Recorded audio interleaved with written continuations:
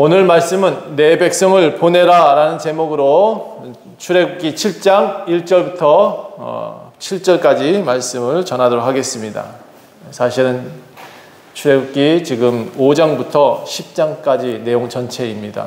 제가 요즘 이야기 스토리식으로 여러분한테 이스라엘 역사이자 또 하나님이 함께 하셨던, 그리고 하나님께서 그들을 이끌어내셨던 그 이스라엘의 역사를 함께 나누고 있습니다. 여러분, 우리 교회에 오신 분들은 강팍한 분 없죠? 옆에 보세요. 혹시 보기만 해도 싫은 사람이 있는가? 그런 사람 없죠, 우리는. 다행입니다. 그렇죠? 따라합시다. 다행입니다. 여러분, 강팍하면 하나님이 없는 사람이에요. 강팍하지 않기를 기도하시고 따라합시다. 유순한 마음을 주소서. 여러분, 하나님을 아는 사람은 유순한 마음을 가져요. 그리고 하나님을 아는 사람은 항상 두려워하는 마음이기 때문에 주님을 경외할 줄 압니다. 그런데 강팍한 사람은 무슨 일이 있어도 찔러봐. 바늘 구멍이라도 들어가는 자라. 나한테 찔러봐. 정말 찔러보고 싶다니까. 바늘로. 그런 사람들은요, 하나님이 절대로 역사하지 못해요. 그런 사람들은 절대로 하나님이 기뻐하지 않으세요. 찔러. 괜찮아. 쑥쑥 들어가도 돼. 부드러워야 돼요. 말씀도 스폰지처럼 받아들이는 사람이 하나님께서 정말 기뻐하시는 사람인 줄 믿습니다. 그러니까 너무 강팍하지 마세요. 자, 오늘 여기 바로 왕은 너무 강팍해서 망한 사람입니다. 따라합시다. 강팍하면 망한다. 굉장히 중요한 말이에요. 지난주부터 제가 계속 출애굽기 강의를 하고 있습니다. 그런데 지난주에 말씀 듣고 우리 사모님이 좀 의아한 내용이 있대요. 그래서 몇 가지 좀 보충했으면 좋겠다. 그래서 질문을 하길래 제가 그 질문에 대한 내용을 좀 설명하려고 그래요. 출애굽기 내용을 보면 야곱의 아들들을 이스라엘이라고 표현하기도 해요. 이스라엘인. 그런데 조금 더 읽어보니까 이 출애굽기에 독특하게 이집트 사람들이 히브리인이라고 말을 해요. 이스라엘 사람이라고 했다가 히브리인이라고 했다가 이 용어가 좀 생소하다 그랬어요. 그래서 이 히브리인이 왜 불려졌는지를 좀 가르쳐 드릴게요. 대체로 이집트 사람들이 이스라엘 사람들을 가리킬 때 히브리인들이라고 불렀어요. 우리나라 사람들 뭐라 그래요? 대한민국 사람이라고 부르잖아요. 그렇죠? 미국인들은 뭐라고 해요? 아메리카인이라고 하죠. 그와 같이 나라의 백성들의 이름을, 그 나라 사람들이 모여있는 그 그룹들을 지칭할 때 이집트 사람들은 히브리인이라고 했어요. 근데 이 히브리인이 왜 히브리인이냐?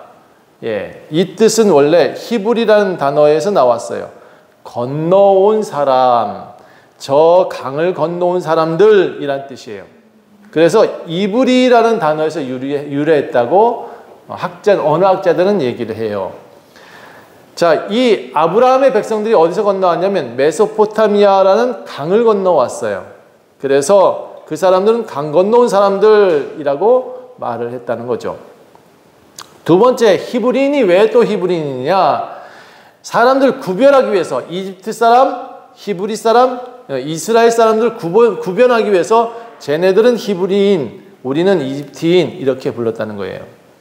그래서 외부 사람들이 또 히브리인 스스로도, 이스라엘 사람들도 이집트 사람들한테 불릴 때 나는 히브리 사람이에요 라고 말을 했다는 거예요. 그래서 민족을 구분하기 위해, 구별하기 위해 히브리인이라고 불렀다. 그럼 이집트 사람들은 뭐라 불렀을까요? 이집트인이라고 불렀겠죠. 히브리 사람들은. 자, 그 다음에 또 일부 학자들은 뭐라 그랬냐면 히브리인이라고 한 이유가 뭐냐? 이 이름이 좀 단어가 좀 비슷한 하비루라는 집단과 연관이 있다. 이 하비루가 무슨 뜻이냐 그러면 특정의 민족, 인종을 지칭하는 거예요. 그러니까 아프리카인 이렇게 말할 땐 검은 사람 이렇게 얘기를 하잖아요. 니그로 이렇게 표현하죠. 그런데 이 사람들의 특징은 뭐냐? 이 하비루가 무슨 뜻이냐 그러면 낮은 계층의 유목민, 용병, 도망자들 같은 용어였어요. 그러니까 노예를 가리켜 하비루 이렇게 불렀다는 거예요. 그래서 쟤들은 노예야 라고 부를 때 히브리인이라는 지칭이 표현되어 있다는 거죠. 또 히브리인들 자신 이스라엘 스스로도 자기들을 뭐라고 불렀냐면 아브라함의 후손이지만 이스라엘 사람들하고 이집트 사람하고 구분하기 위해서 스스로 난 히브리 사람이에요 라고 말을 했다는 거예요. 이스라엘 사람뿐만 아니라 야곱의 아들들뿐만 아니라 아브라함의 모든 민족들을 전부 다 히브리인이라고 통칭하게 되었어요. 그래서 강 건너온 사람 또는 나는 하나님께 택함 받은 사람 이렇게 히브리인 스스로는 그렇게 표현하고 이집트 사람 쟤들은 노예야 이렇게 표현했다는 거예요. 그게 히브리인이라는 단어 속에 다 들어있다는 거죠. 자, 그 다음에 두 번째, 왜 갑자기 모세가 등장하나요? 라는 질문을 하셨어요, 저한테. 그래서 출애굽기에 모세가 등장한 이유는 히브리인, 즉 야곱의 12 아들들이 이집트에 들어가서 비옥한 토지와 풍부한 재산 등을 가지고 이 좋은 여건이 형성되니까 어떻게 돼요? 처음에 야곱의 아들들이 70명이 이집트에 들어갔대요. 그 횡성에 들어갔대. 원주에 들어갔대. 그런데 그 사람들이 너무 좋은 땅에 살다 보니까 어떻게 됐겠어요? 애들이 많이 늘어났다. 그래서 인구가 처음에 70명이던 인구가 430년이 지나자 200만 인구가 되었다. 200만이면 얼마예요? 우리나라 지금 우리 원주의 5배. 그렇죠? 우리는 지금 약 36만이니까 우리 원주 인구의 5배 인구가 그 동네, 이 원주 땅이라는 동네에 다 모여 살았대요. 얼마나 복잡거렸을까, 그렇죠? 사실 별로 크지 않은 동네에 그렇게 많은 사람들이 살았어요. 그러니까 이집트에 여기저기에 지금 많은 사람들이 분포되어 살아가게 되겠죠? 이 좁은 땅에 있다 보면 어떻게 돼요? 저 부산도 가고 다 가겠죠? 예, 그래서 흩어진 사람들이 이집트 곳곳에서 자리를 잡고 있었는데 그러다 보니까 이집트 사람들이 어떻게 느껴져요? 우리나라 뺏기겠다. 그러겠죠? 우리나라 뺏기겠다. 그래서 이집트 사람들 다 다시 모아다가 정착존을 만들고 그들의 머리를 다 밀어버리고 그들을 전부 다 노예 옷을 입히고 그런 다음에 채찍으로 그 사람들을 다스리기 시작한 거예요. 다 몰아다가 횡성이랑 원주에 탁 몰아놓고 서울 사람들이 맨날 부려먹는 거예요.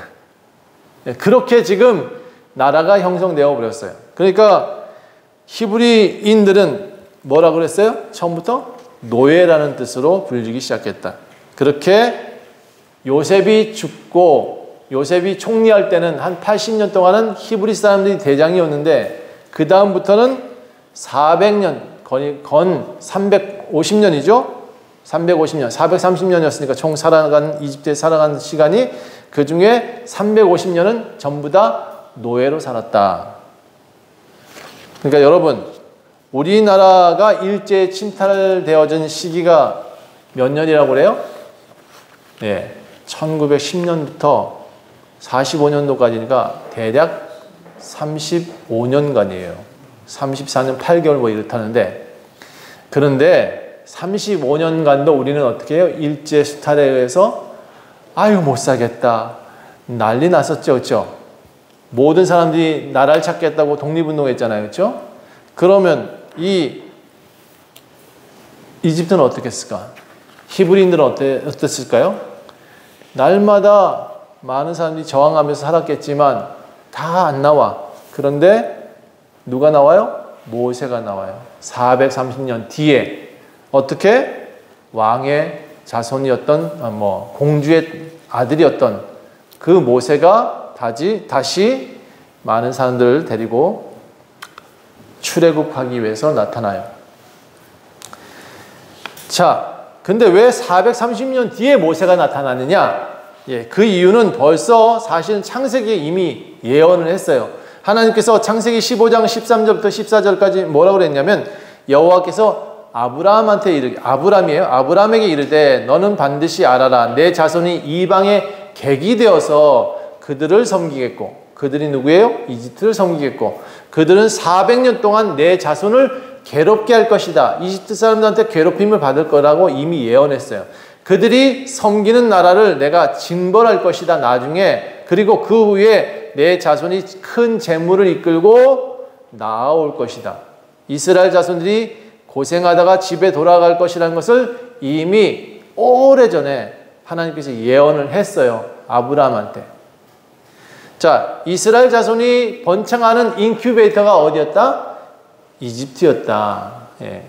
그래서 자손을 많이 만들어내는 도시로 사람들을 보냈다.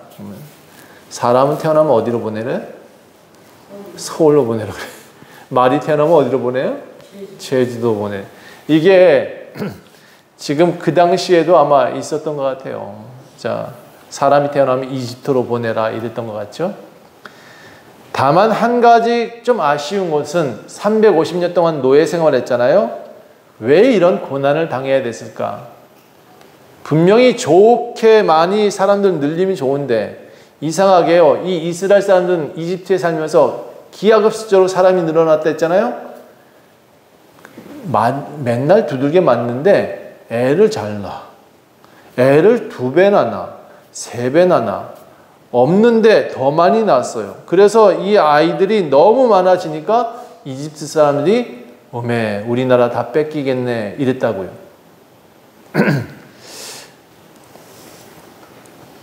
그런데 왜 고난이었을까요? 350년 동안 왜 고난을 받았을까? 우리나라 사람들이 35년 동안 고난받는 것이 어떤 사람들한테는 학자들은 그렇게 얘기를 해요. 우리나라 조선이 바뀌기 위해서 대한민국이 되기 위해서 일본이 사용되어졌다. 긍정적인 면으로 그렇게 봅시다. 그런데 35년 동안 일제에 압제당한 거 그거 자랑할 일은 아닌 것 같습니다. 어쨌든 그런데 이 나라는 350년 동안 딱 80년 동안 이집트에서 행복하다가 350년 동안 종살이 했대요. 왜 이렇게 고통을 당해야 됐을까? 여러분 따라합시다. 고난은 유익이 됩니다. 여러분 아프면 성장통이라고 얘기를 해 주십시다. 혹시 주변에 젊은 애들이 아프다. 좀 손잡아주고 너네들 지금 이걸 견뎌내야 돼. 너희가 견뎌야 이 땅에 리더가 되고 또 아빠가 되고 또 엄마가 될 수 있는 거야.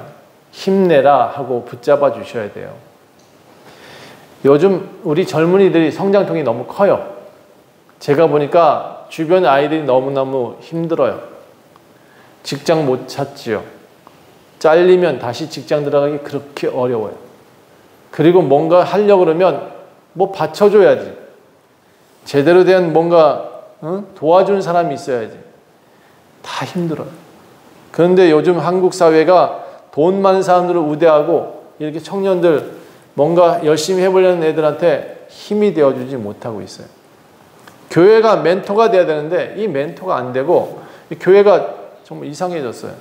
아이들을 키우는 곳이었었는데 이제는 교회가 그 아이들한테 뭘 요구하는지 전 좀 이해가 안 돼요. 계속해서 종교인만 만들고 있는 것 같아요. 자, 그런데 고난이 유익이라고 했어요. 이 아이들을 키우려고 그러면 조금씩 고생은 좀 해봐야 될 것 같아요. 옆에서 도와주더라도 손잡아서 일으켜가지고 그 아이들 업어가지고 걸으면 안 돼요. 올 수 있게, 갈 수 있게 가이드 해줘야 되지 그들을 업고 뛰고 그러면 안 된다고. 근데 요즘 부모들이 너무 많이 그렇게 하고 있지 않나 생각이 들어요. 자, 아이들은 성장통 때문에 좀 고통스러울 수 있어요. 그런데 그 아이들이 성장통을 겪고 조금 고난을 겪고 일어선 아이들은 어떠냐? 예, 든든하게 서가요. 여러분 성숙한 신앙인들의 공통점이 있습니다. 교회에서 하나님께 나왔더니 복을 많이 받았다더라. 예, 그런데 그 교인들은 조금 지켜볼 만해요. 왜냐하면 그 교인들은 꼭 사고를 쳐요. 교회에서도. 왜냐하면 자기는 너무 부자야. 너무나 행복해졌어. 교회 나와서 모든 것이 다 누려져. 그런데 겸손하지가 않아. 돈이 많은데 완악해. 교회 나와도 그런 사람들이 있어요. 예, 그 사람들이 안 겪은 게 하나 있어요. 그거는 고난이 없어서 그래요. 사람이 겪은 만큼 성숙하게 되어 있어요. 우리 교회에 오신 분들은 제가 보니까 다 겪었어. 다 잃어보고 한때는 다 누려봤지만 다 내려놓고 오게 하셨어요. 왜 그럴까? 그러니까 우리 교회에 오신 이유가 다 있어요. 제가 보니까. 하나님께서 사람을 구원하기 위해서는 많이 두들겨요. 북어 치듯이 막 두들겨요. 딱딱한 북어는 어떻게 해요? 두들겨야 먹을 수 있지. 하나님이 드실 만큼 될 만큼 두들겨서 온 사람들이 여기 되게 많은 것 같아요. 저를 비롯해서 모두 다 그렇게 성장통을 겪었어요. 그런데 겪은 사람들은요, 제가 보니까 생각이 깊어져요. 겪은 사람들은 하나님께서 그를 사용할 수 있게 만들어 놓으셨어요.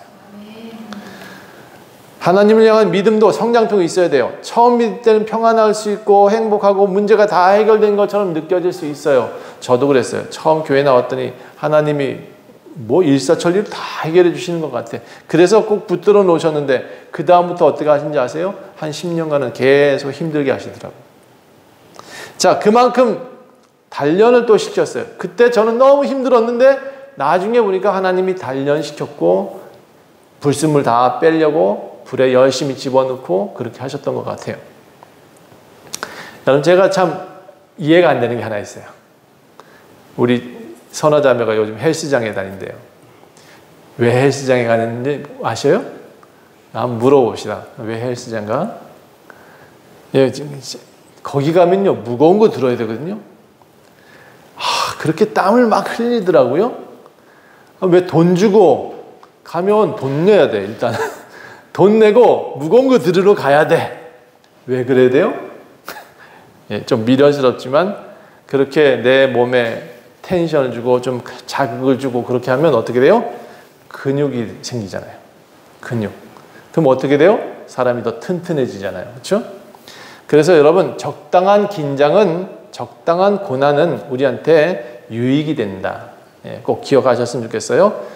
자, 왜 그러면 430년 뒤에 모세가 등장했느냐? 출애굽기 또 3장 7절에 보면 내가 애굽에 있는 내 백성의 고통의 소리를 들었다. 감독자들이 그들을 매일같이 두들겨 패는 것을 내가 들었다. 그들이 막 소리 지르고 하나님 살려주세요 하는 얘기를 들었다. 하나님이 430년 동안 그들을 두시면서 계속 그 고난 속에서 점점 심해졌겠죠, 고난이. 그래서 한 430년 동안 적당한 때를 기다리셨어요. 왜? 약속한 때를 기다리셨어요. 이스라엘 백성들이 이제 하나님을 모두 다 찾을 때를 기다리셨어요. 왜 고난이 오느냐? 왜 그 집안에 고난이 올까요? 그럼 한번 고민해 봐야 돼요. 하나님을 찾으려고 부르짖으라고 부르짖을 때까지 기다리세요. 하나님, 나한테 왜 이렇게 고난을 주십니까? 라고 부르짖는 소리가 우리 할아버지부터 아이까지 다 나와야 그 집이 살 수도 있어요. 때로는 그럴 수도 있어요. 제가 보니까 그런 사람 참 많은 것 같아요. 오늘 본문은 그래요. 사람들 다 부르신 이유를 지금 얘기하고 있어요. 5장부터 다시 한번 이제 말씀을 함께 보겠습니다. 오늘 본문은 5장부터 시작해요. 모세와 아론이 하나님의 명령에 의해서 바로 앞에 갑니다. 바로가 누구예요? 이집트의 왕이에요. 바로 왕이요, 우리가 섬기는 하나님께서 말씀하셨습니다. 이제 내 백성을 보내라 하십니다. 내 백성을 보내라. 그렇게 하면 그들이 광야에 가서 내 앞에서 절기를 지킬 것이다. 그러니까 왕이여, 이제 백성들을 보내주세요. 자, 바로가 그 말을 듣고 그래, 제사 드리고 와 했을까요? 그래 가 그랬을까요? 예, 안 봐도 뻔해요. 바로는 노예들을 보낼 생각이 없어요. 바로 왕이 웃으며 말합니다. 여호와가 누군데? 나 그 사람 이름 들어본 적도 없는데. 난 몰라. 내가 왜 그분의 말을 들어야 되는데, 그 사람의 말을 그 사람이란다. 그 신의 말을 들어야 되는데, 나 모르는데? 자, 모세가 다시 얘기합니다. 바로 왕이여, 우리가 사흘 길만 떨어진 곳에 가서 제사 드리고 올 거예요. 라고 했어요. 처음엔 그렇게 얘기를 했어요. 사실은 원래 다 떠나가려고 했던 건 맞아요. 그런데 하나님 그렇게 시켰어. 바로가 한테 가서 그렇게 말을 하라고 입에 하나님이 그렇게 말씀해 주셨어. 그런데 그렇게 얘기했다가 바로가 어떻게 해요? 이놈들이 꾀부린다 라고 생각했어요. 5장에 쭉 내려가다 보면 꾀를 부리려고 그래? 그럼 이제부터는 너네들한테 더 힘들게 일하게 만들 거야. 그래서 벽돌을 원래 이제 집 지으려면 벽돌 만들어져야 있잖아요. 예. 옛날 벽돌은 이렇게 지었답니다. 성경에는 아주 벽돌 짓는 방법도 나와. 예. 배 만드는 방법도 나오고 집 짓는 방법도 나온답니다. 참 신기하죠? 예. 옛날 벽돌을 이렇게 만들었대요. 뭘로 만드냐? 짚을 넣어가지고. 와, 짚을 넣었다는 게 이때 나와요. 창세기 출애굽 시대에 짚을 넣어서 석고와 함께 반죽해서 단단하게 만들었다는 거예요. 그런데 그렇게 벽돌 만드는 것을 하루에 만들 양이 있을 거 아니에요. 한 300개면, 한 사람이 한 300개를 만들었다 칩시다. 짚을 넣어서 준비해서 재료를 다 만들어서 만들기만 하게 했었어요. 그런데 이 모세가 찾아오자 이놈들이 농땡이를 부리려고 하네. 그래서 이제 짚은 너가 나가서 구해와. 그러니까 숫자는 똑같이 만들어. 일이 어떻게 돼요? 2배가 되겠죠. 그렇죠? 들에 나가서 짚을 걷어와야 되지, 잘라야 되지, 그걸 가지고 또 으깨 가지고 만들어야 되니까 하루에 잠잘 시간이 원래 4시간이었다면 이제 3시간으로 줄여야 되는 거죠. 그렇게 이스라엘 사람들이 더 일이 가중되었다. 일이 가중되니까 어떻게 돼요? 예, 모세가 왔지만 이스라엘 사람들은 더 힘드니까 모세한테 뭐라 그래요? 왜 와가지고 우리를 이렇게 더 힘들게 해? 라고 불평불만을 하기 시작합니다. 왜 우리는 더 이집트 왕한테 미움받게 해서 저들의 칼에 우리가 죽게 만들어? 라고 말을 합니다. 지금 모세는 누구 때문에 왔어요? 이스라엘 사람들 구원하러 왔는데 지금 누가 그래요? 원망을 누가 해요? 이스라엘 사람들이 하고 있어요. 여러분, 제가 신앙생활을 해보니까, 교회 오랫동안 목회해보니까 교회 안에서 하지 말아야 될 것 한 가지 또 있어요. 강팍하지 말아야 되고, 두 번째는 뭐냐면 원망하지 말아야 된다. 따라합시다. 원망하지 맙시다. 내가 옛날엔 잘 살았는데 지금 이래. 원망하지 말아요. 그 하나님 때문 아니잖아. 그렇죠? 아니에요? 아닌가? 하나님 때문인가요? 아니에요. 그러니까 나중에 생각해 보세요. 내가 지금 못 살다가 잘 살게 됐어. 누구 때문이에요? 그 또한 하나님 때문이 아닐 수도 있어요. 여러분, 하나님 탓하지 말고 내가 지금 처한 환경에 열심을 다하라. 어쩌면 하나님이 기회 주시면 하나님 때문이에요. 하나님이 망하게 하시면 그 또한 하나님 때문이겠지. 그러나 그 모든 것들을 원망하지 않는 게 중요하다. 따라합시다. 원망하지 맙시다. 자, 이제 다시 5장 22절 보세요. 주여, 어찌하여 이 백성이 학대를 당하게 하셨나이까? 모세가 원망을 들으니까 하나님 옆에 가서 기도하는 거예요. 어찌하여 나를 보내셨습니까? 왜 나를 보내가지고 이렇게 괴롭게 하십니까? 바로한테 가서 말을 했더니 이 백성이 더 학대를 하네요. 이 백성을 더 어렵게 만드네요. 하나님이 왜 이들을 그냥 지켜만 보십니까? 모세도 원망했어요. 하나님께. 원망이 아니라 하소연을 했어요. 여러분, 우리가 신앙생활하면서 이렇게 어려움을 당할 수가 있죠. 예, 다 그런데 이유가 있어요. 제가 보니까 어렵고 힘들고 뭔가 이렇게 내려놓아야 될 시기가 오는 이유가 있더라니까요. 하나님 분명히 뜻이 있더라고요. 웬만하면 원망하지 말고 그 뜻이 무엇이에요? 라고 물어보면 좋겠어요. 그리고 하나님께 힘들면 더 나오면 되잖아요. 그렇죠? 더 나아가서 기도했으면 좋겠어요. 아까도 말씀드렸듯이 가끔 우리에게 어려움도 주시고 고난도 주십니다. 어려움을 이기고 그런데 한 걸음 더 나아가면요. 아까 우리가 근육을 키우잖아요. 예, 고난이 유익이 돼서 근육을 키우는 것처럼 조금 나아가다 보면 하나님께서 우리를 계속 응원하시는 것을 볼 수 있어요. 여러분, 우리가 아기가 걷기 시작하면 어떻게 돼요? 아기가 걸으면 일어나지 마, 걷지 마, 넌 계속 기어하고 애를 콱 눌러버리나요? 애가 걸을 때 어떻게 돼요? 기억 안 나요? 애가 걷기 시작하면 엄마는 그 주변에 있는 거 모든 거 다 치우죠. 예. 그리고 아이가 걸을 수 있도록 환경을 만들어주죠. 하나님께서는 꼭 그렇게 일을 하시더라고요. 아이 손을 잡고 아장아장 걷지 않으세요. 환경을 만들고 걸을 수 있게 만들어주세요. 그렇게 하나님께서 우리를 걸을 수 있도록 조금씩 인도해 주세요. 하나님의 인도를 우리는 사람들이 이렇게 끌고 어딘가 가기를 원하시고 어딘가 끌고 뭔가 목적지에 들여놓고 하게 하시고 그거 아닌 것 같아요. 하나님은 직장을 잡아주지 않는다. 제가 평생에 알게 된 사실입니다. 하나님은 환경을 예비하시지만 직장 잡는 건 누가 해야 돼요? 내가 해야지. 내가 걸어가서 밥 숟가락 두고 밥을 다 만들었어. 밥 숟가락 앞에다 놨어. 누가 먹어야 돼요? 떠먹여주는 하나님 아니라고. 저는 정말 하나님을 착각하는 사람들 진짜 많이 착각하는 것 같아요. 다시 본문으로 들어가서 하나님께서 처음에 바로에게 3일 길을 가서 제사만 드리고 온다고 모세가 그렇게 얘기를 했는데 말은 해놓고 모세도 자신이 없어요. 믿음이 없으면요 이래요. 삐죽삐죽하는 거예요. 7장 보세요. 모세는 바로 앞에서 그런데 하나님 뭐라고 했냐면 내가 너를 신과 같이 만들어 줄게. 하나님 그렇게 얘기하세요. 자, 모세 아론이 지팡이 던지자마자 뱀이 돼버려요. 그런 모습은 막 보여줘요. 이제 지팡이 가지고 아주 놀라운 일들을 행해요.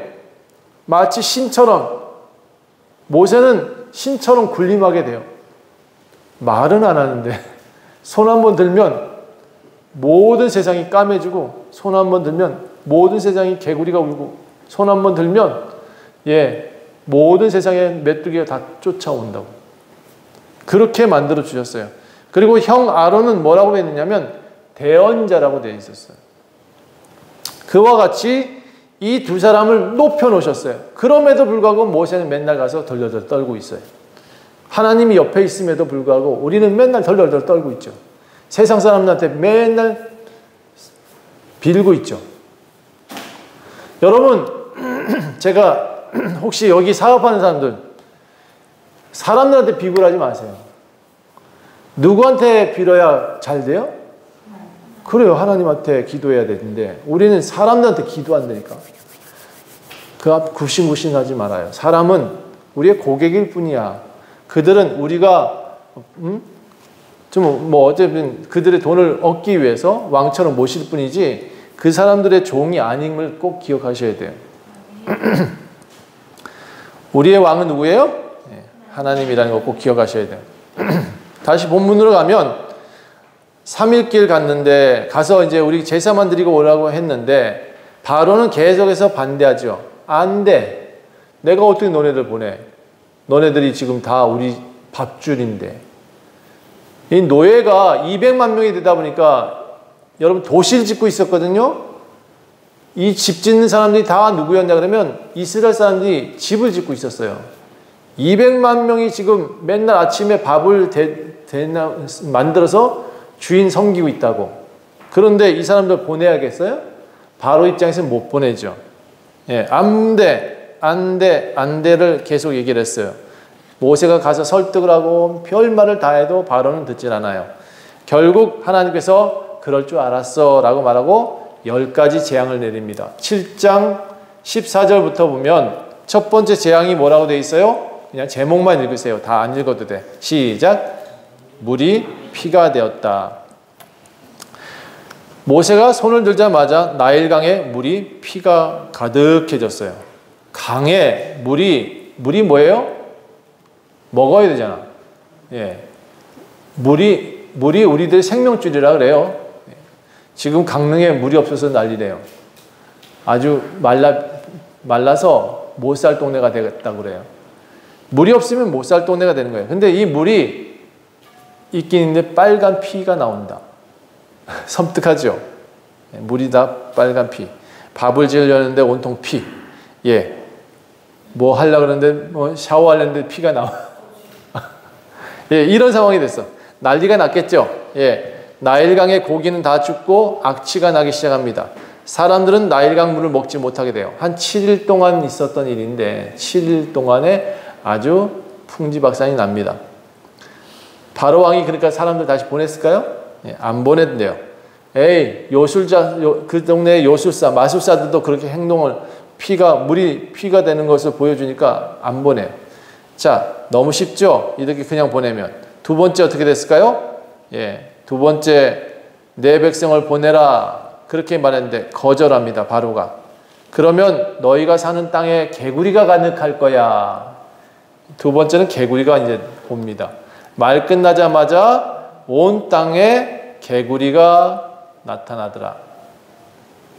3절 보니까 8장 3절 보니까 개구리가 나일강에서 무수히 생기고 올라와서 내 궁과 내 침실과 내 침상 위와 내 신하의 집과 내 백성과 내 화덕과 내 반죽 떡반죽 그릇에 들어갈 것이며 개구리가 없는 곳이 없대요. 혹시 자매님들은 개구리 좋아하세요? 귀여워요? 아, 귀여워요. 한 마리는 귀여울 수 있어. 내 침대와 같이 가득 같이 잠자고 싶어요? 그래요? 아니, 신기하네. 자, 개구리가 그렇게 온 땅에, 팔에 올라다니고, 머리 위에 올라다니고 난리가 났어. 자, 바로가 좋아했을까요? 아이고, 난리가 나죠. 그죠? 아이고, 징그러워. 빨리 개구리 좀 없애줘. 모세를 불러다가 제발 개구리 좀 없애줘. 그랬는데, 알았어요. 모세 이제 내가 그 다음에 뭐라 했을까? 내 보낼게. 바로가 그렇게 빈말을 합니다. 보낼게. 그런데 모세가 하나님 보낸대요. 쟤들 이제 개구리 좀 없애주세요 하고 기도하니까 개구리가 한마디 딱 하자마자 싹 사라졌더래. 여러분, 개구리가 다 가고 난 다음에 바로가 어떻게 됐을까? 안면 탁 가리고 내가 언제 그랬어? 그렇게 말을 합니다. 야, 절대로 나는 못 보내. 나는 이스라엘 사람들을 보낼 수 없어. 네, 그 다음에 어떻게 됐을까요? 자, 이제 8장 16절 보니까 제목은 보세요. 티끌이 이가 되었다. 땅에 티끌을 치니까 지팡이로 땅에 티끌을 친 티끌이 뭐냐? 더스티라고 나오는데 이게 먼지예요. 먼지를 탕 치니까 먼지가 팡 일더니 온 땅에 이가 생겨버렸다. 여러분 머리에 이가 있으면 어떻게 돼요? 가려워요? 못 살아요 저는. 저는 쬐끄만 벌레 하나만 나타나도 집에서 우리 수아요. 벌레 하나만 나타나면 자던 저를 깨워요. 벌레 하나가 나타나면 온 집안이 난리가 난다고. 그런데 이가 지금 어떻다? 방에도 나오고 부엌에도 나오고 머리에도 나오고 사타구니에서 나오고 저기 침대에서 나오고 온통 이가. 아유, 이 얘기해야 되겠다. 그래? 지금 이 얘기했더니 온몸이 다 가려워. 여러분, 그렇게 이가 온통 그 나라를 가득 채웠답니다. 아주 까맣대. 네 번째, 그래도 말을 안 들으니까 이가 가고 갑자기 파리가 온통 드글드글 하는 거예요. 이때도 목사님 이가 있었네요. 그렇죠. 예. 그리고 파리도 있었대요. 신기하죠? 예. 이때 파리도 엄청 많았나 봐요. 더 신기한 건 그 다음에 조금 지나면 파리가 엄청 나오다가 또 모세를 불러다가 그래 보낼게 했는데 또 안 보내죠. 그 다음에 어떻게 나왔을까요? 다섯 번째, 파리 때가 다 가고 난 다음에 이제는 가축들이 죽기 시작하는 거예요. 집의 모든 가축이 다 죽었어요. 그럴만도 해, 그렇죠? 이가 가축을 깨물었을 거 아니야. 당연히 가축이 죽겠지. 자, 그 다음에 돌림병이 생겨서 가축들이 모두 다 죽었어요. 그런데 신기한 건요, 아까 이도 있었고 뭐 여러 개 있었잖아요. 이집트에는 그렇게 이가 가득하고 뭐가 전염병이 막 돌고 그랬는데 저기 이스라엘 사는 사람들은 땅에는 어땠을까요? 깨끗했다. 여러분, 우리 먼지가 9월 달에 많은가요? 4월 달에 많은가? 우리가 요즘 먼지 때문에 못 살잖아요. 그렇죠? 미세먼지, 황사 때문에. 근데 우리나라는 만약에 깨끗하고 저 중국만, 북한만 미세먼지가 가득하다면 어떻게 되겠어요? 신기하겠죠. 예, 이때가 그랬어요. 이와 파리와 모든 나쁜 것들은 지금 이집트에만 가득하고 저기 이스라엘 사람들이 사는 땅에는 가축들이 하나도 안 죽었어요. 이가 한 마리도 없었어. 그러니까 거기에 있는 사람들이 살기가 좋고 이집트 사람들은 지금 다 살기가 힘든 거예요. 자, 왜 이렇게 하셨냐? 성경에 뭐라고 되냐면 하나님이 살아계심을 알게 하려고 그랬다. 하나님 살아계심을 보여주실 때가 있는 것 같아요. 모세가 또 기도해서 파리떼가 싹 사라지고 가축들이 다 죽어나간 것이 이제 괜찮아졌어요. 그런데 여전히 악하니까, 여전히 모세는 이제 바로는 완악하니까 그 다음에 보내는 것이 6번째, 사람들한테 악성 종기가 났다. 이제 직접 아파봐. 그러니까 갑자기 모두가 종기가 나기 시작합니다. 전염병이 돌기 시작해요. 그 짧은 기간에 모든 사람이 종기가 생겼다. 그러니까 모세가 떠나가기 전에까지 이 종기 한번 물리면 종기가 나면 어떻게 돼요? 한 달 가잖아, 한 달. 우리는 한 달 가잖아요, 그죠? 종기가 나서 온통 이집트 사람들이 울그락불그락 한 상태가 됐어요. 그런데 여전히 이스라엘 사람들은 깨끗하더라. 신기하죠? 그 다음에 7번째, 그래도 안 보내니까 세상에 없던 우박을 보냅니다. 우박이 주먹만 해. 우박이 사람 머리통만 해. 이런 게 막 떨어져요. 그런데 그것만 떨어지냐? 완악하니까 불기둥도 떨어지더라. 우박도 떨어져, 불도 떨어져, 이 가축도 다 죽었는데 이제 남은 게 하나도 없어요. 남은 게 없어. 집도 다 부서지고 온통 다 부서지고 있는 상황이 됐어요. 이스라엘이 아주 초토화됐어. 이스라엘이 아니다. 이집트가 초토화됐어. 그런데 그 다음에 또 사람이 보냈냐? 안 보낸다라고 말하니까 그 다음에 어떻게 됐냐? 8번째 재앙이 메뚜기가 온통 쫓아왔더라. 그래서 다 갉아먹어요. 하여튼 모든 곡식이랑 곡식 다 갉아먹고 짐승 죽은 것도 다 갉아먹고 사람도 다 갉아먹어. 예, 그렇게 메뚜기가 모든 땅들을 다 망쳐놓더라. 아주 씨를 말렸다고 성경에 나와요. 그리고 9번째, 하늘의 해와 별이 사라져버렸어요. 9번째 재앙은 뭐냐면 깜깜하더라. 온통 세상이 깜깜했대요. 앞에 사람을 찾을 수가 없는 거야. 이게 어떻게 이런 일이 생겼을까요? 이렇게 해가 하나도 없어지고 별도 없어지고 아무것도 없어지는 3일 동안 그렇게 됐대요. 흑암이 있었더라. 옆에 사람이 있는지 없는지도 찾을 수가 없게 됐다. 한 발자국 건너가면 돌부리에 건너 넘어지고 아무도 못 다녔겠죠. 그렇죠? 그 다음에 모세만 부르는 거야. 모세, 모세, 빨리 와! 하고. 그리고 바로가 불러서 열심히 설득합니다. 바로를, 모세를 설득하는 거예요. 제발 좀 보내. 아니, 내가 제사 드릴 수 있도록 할게. 그런데 저 3일길 말고 우리 여기서 제사 드려. 이제 설득을 막 합니다. 여기서 제사 드리면 되잖아. 내가 소 다 줄게. 양 다 줄게. 네, 그런데 모세 어떻게 됐죠? 네, 그렇게 할 수 없습니다. 우리는 하나님 명령대로 저 3일길 건너가서 우리 제사 드려야겠습니다. 결과적으로 모세도 바로의 말을 듣지 않고 하나님 명령을 듣고 있습니다. 자, 10번째 재앙이 일어납니다. 10번째 재앙은 뭐냐? 따라합시다. 첫 것을 죽이셨다. 아니요. 첫 것이에요. 첫 것. 정말 잘 아셔야 될 게 하나 있어요. 성경을 자세히 읽어보세요. 첫 것이라고 되어 있어요. 첫 것. 그러니까 처음 난 것들은 가축도 처음 난 건 다 죽였어. 그리고 그 중에 장자를 죽였다 되어 있어요. 처음 난 것이 뭐냐면 여러분 처음 난 것에 모든 것들이 다 죽으면 어떻게 될까요? 여긴 장자라고 표현되어 있지만 자세히 읽어보면 남자나 여자나 처음은 다 죽었어요. 그 중에 유독 장자는 다 죽었어요. 왜 그렇게 했어야 되냐? 하나님이 그 이스라엘 사람들은 다 장자 다 살았어. 처음 사람 다 살았어. 이스라엘 말고 이집트에 있는 사람들은 완악하니까 죽인다. 완악하니까 다 죽여버리겠다. 결국은 이 10번째 재앙 때문에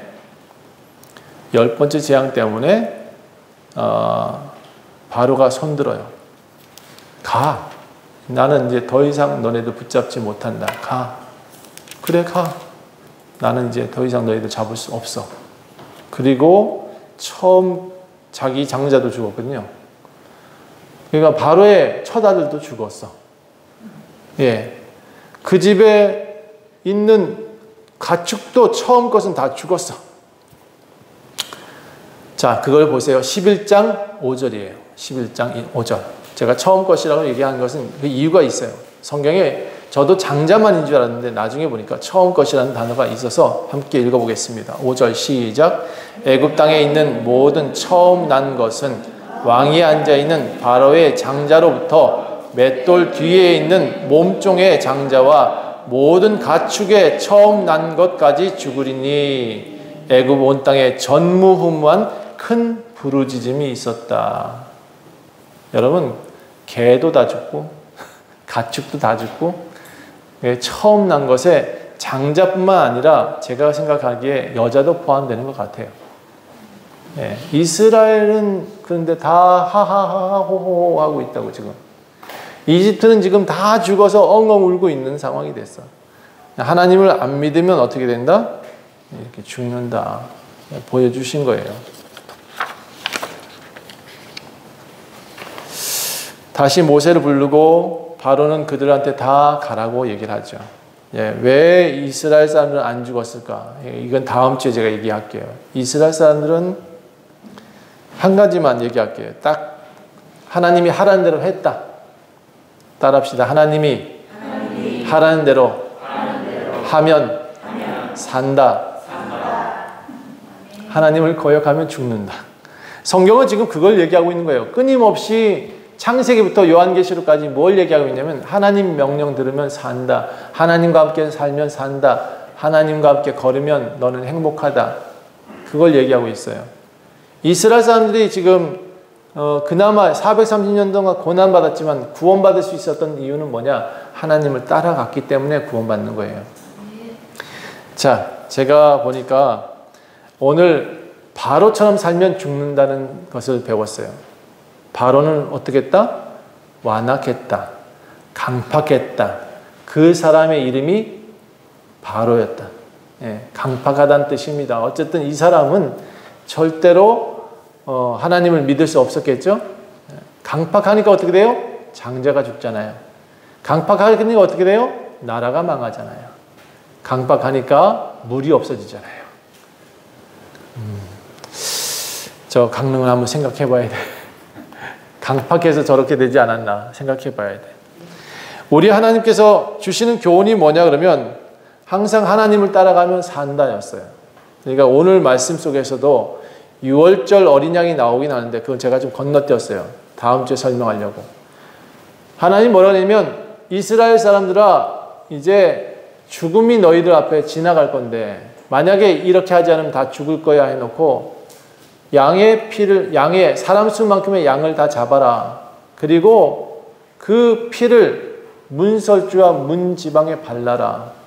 문지방이 뭐예요? 건너가기 전에 바르는 이곳에 발라라. 피가 다 발라져 있는 곳은 죽음이 건너가게 하겠다. 명령하셨고 이집트 사람들은 듣지 않고 이스라엘 사람들은 들었다. 같은 이시인데 왜 이렇게 다를까? 이집트 사람들은 듣지 않고 이스라엘 사람들은 들었다.